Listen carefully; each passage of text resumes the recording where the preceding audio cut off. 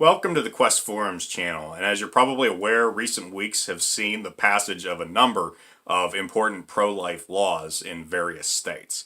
And this, of course, has led to consternation among pro-abortion advocates. And whenever something like this happens, they always rely on essentially the same arguments, have done so for years. One of the most common, one of the first ones they go to, is to say that pro-life people are not actually pro-life, that rather we're pro-birth. We care that a child once conceived comes into the world, but we don't actually care about what happens to that child once they're born.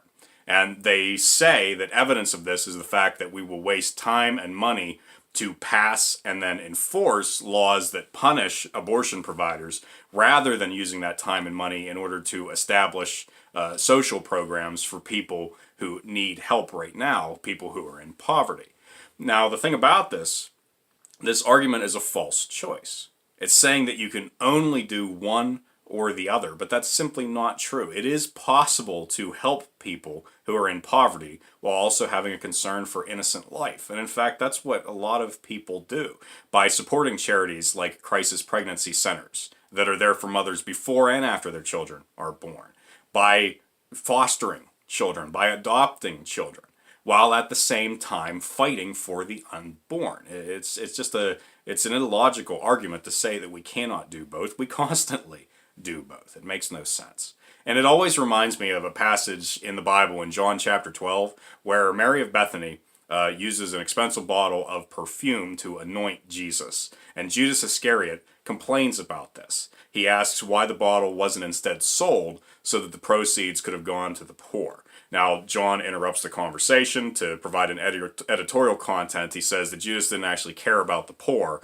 He rather was a thief who held the money box, and he wanted to be able to take from that for himself. But Jesus responds, doesn't bring that up. He just says, you always have the poor with you, but you don't always have me. And he's done this in preparation for my burial. So the point that's being made here is that you can do both. That there are always going to be ways to help people who are poor, and we should look for the ways to do that. But that doesn't mean we cannot have a concern for innocent life at the same time. We should have both, in fact. It is never either or. And so when people argue otherwise, it's not logical of them to do so, and they're not really attempting to be logical. It's just an emotional assault. It's a bad faith argument, and it's one they need to understand we see through. It is not convincing, it is meaningless, and it needs to stop if they want to have any type of conversation. Hopefully they can understand that, and hopefully this explanation is of use to maybe some people who have heard this and it's made them question themselves. There's no reason for you to question yourself. You can do both. Look for ways to help the poor. Look for ways also to understand the poorest are those who are murdered before they even have the chance to take their first breath. So I appreciate you checking this out. If you have any questions, there's a number of ways to reach me in the description, or you can leave a comment here on the YouTube channel. I appreciate you checking out this video.